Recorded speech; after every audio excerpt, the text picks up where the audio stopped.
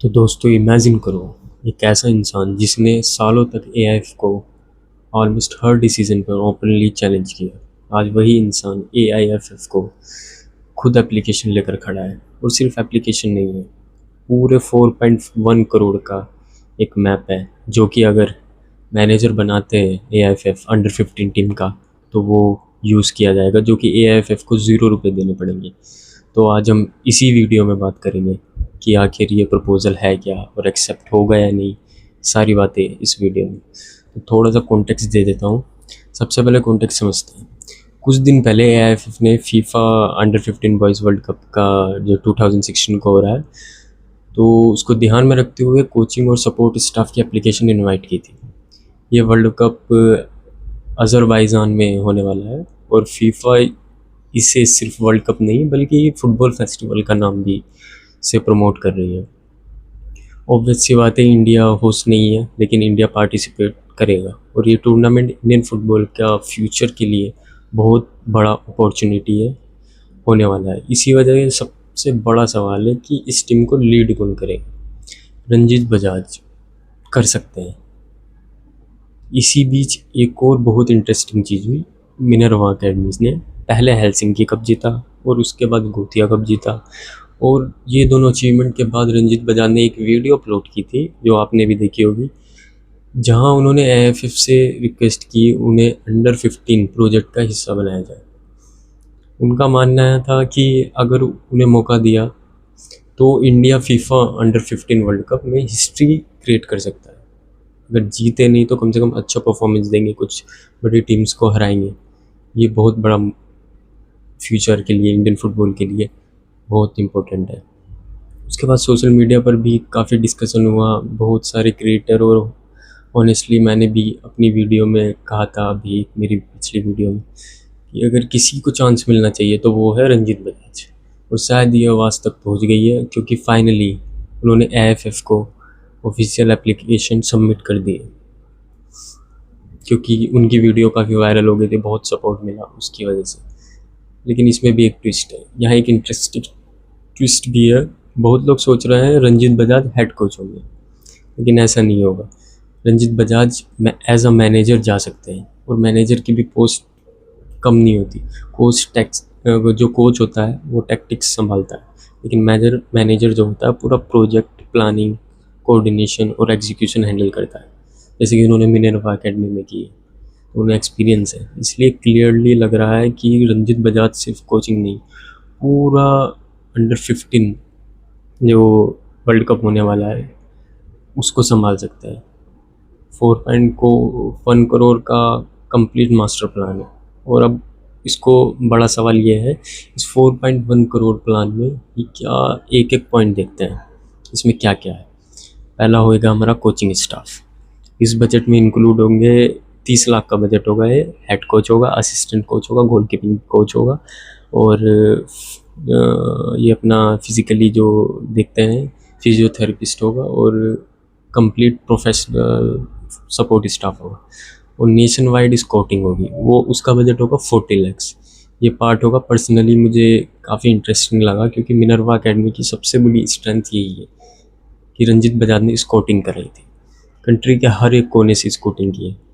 उन्होंने डेवलप करना और नेशनल लेवल तक लेकर जाना। इसी स्काउटिंग मॉडल के लिए 40 लाख एलोकेट करे जाएंगे अगर मैनेजर बनते हैं तो। उसके बाद 80 लैक्स का होगा हमारा नेशनल ट्रेनिंग कैंप। ये पूरा प्रपोजल सबसे बड़ा एलोकेशन है, पूरे 80 लैक्स। इसमें प्लेयर के लिए ट्रेनिंग कैंप्स और accommodation, nutrition, recovery, gym facility, professional environment, यानी अंडर 15 प्लेयर को वही इकोसिस्टम देने की कोशिश जो टॉप फुटबॉल नेशन अपने यंगस्टर को देती है। और हॉस्टल्स एंड मील्स के लिए 50 लैक्स। प्लेयर की स्टे और फूड क्वालिटी के लिए कॉम्प्रोमाइज़ नहीं किया जाएगा, इसके लिए 50 लाख होगा। और 50 लाख होगा हमारा डोमेस्टिक ट्रैवल के लिए, जिसमें कैंप होंगे, मैचेस होंगे, ट्रैवल, लॉजिस्टिक्स, सब कुछ इसी बजट में किया जाएगा। और इन्होंने फ्रेंडली मैचेस का भी सोचा है, मैच अंडर 15 वर्ल्ड कप से पहले फ्रेंडली मैचेस, उसका 40 लैक्स का बजट प्रपोज किया है। और ये बहुत इंपॉर्टेंट पॉइंट है क्योंकि बिना क्वालिटी फ्रेंडली मैचेस के प्लेयर को रियल डेवलपमेंट पॉसिबल नहीं होगा। वो कनेक्शन नहीं बन पाएगा टीम में। और ट्रेनिंग इक्विपमेंट में 30 लैक्स, मॉडर्न फुटबॉल में ट्रेनिंग इक्विपमेंट का रोल तो इम्पोर्टेंट है। और medical and sports science 20 lakhs का बजट रहेगा। इसमें इंजरी रिकवरी, फिटनेस मॉनिटरिंग सब कुछ इंक्लूड होगा। एडमिनिस्ट्रेशन 30 लैक्स का बजट है, जिसमें एक्सपेंस के लिए बजट रखा गया है और सबको मिलेगा। टोटल अमाउंट बनाता है 4.1 करोड़, ये सब कुछ मिलाकर टोटल। और ये एक और पॉइंट है इसमें, लेकिन प्रपोजल को सबसे शॉकिंग पार्ट बजट नहीं है। शॉक ये है रंजीत बजाज का क्लेम, आईएफएफ को इस प्रोजेक्ट में एक भी पैसा खर्च करने की ज़रूरत नहीं, यही सबसे बड़ा पॉइंट है।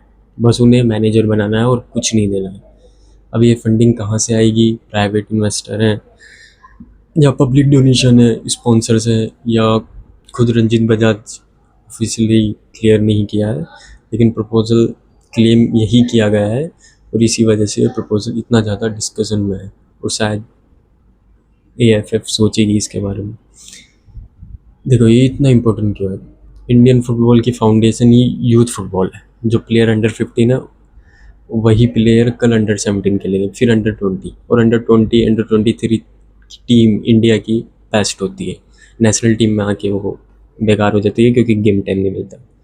उसके बाद सीनियर नेशनल टीम अगर फाउंडेशन स्ट्रॉन्ग होगी तो, अगर गेम टाइम मिलेगा तो। लेकिन सबसे बड़ा क्वेश्चन ये भी है, मुझे पर्सनली एक कंसर्न है, अगर coaching staff, support staff, funding, planning सब कुछ एक ही साइड से आ रहा है तो फ्यूचर में रिस्पॉन्सिबिलिटी और अकाउंटेबिलिटी को लेकर शायद क्वेश्चन हो सकता है। कल को अगर सक्सेस मिलती है तो क्रेडिट किसको मिलेगा, और अगर फेलियर होता है तो रिस्पॉन्सिबिलिटी को मिलेगा, ये भी आईएफएफ को क्लियर करना होगा। तो देखो मेरा ओपिनियन देखे तो एआईएफएफ और रंजीत बजाज दोनों ईगो साइड में रखकर इंडियन फुटबॉल के लिए साथ में काम करते तो ज़्यादा बेटर रहेगा। ये 4.1 करोड़ का master plan Indian youth football के लिए एक टर्निंग पॉइंट बन सकता है, क्योंकि यूथ ही खेलेगा उसमें, अंडर 15 के ही खेलेंगे और आगे जाके वो और भी खेलेंगे अगर अच्छा परफॉर्मेंस करेंगे तो। अब देखना ये होगा कि आईएफएफ इस प्रपोजल को एक्सेप्ट करेगा या रंजीत बजाज को अंडर 15 इंडियन टीम मैनेजर बनाया जाएगा। तो सबसे बड़ा सवाल, क्या ये प्रोजेक्ट सच में इंडियन फुटबॉल का फ्यूचर बदल सकता है?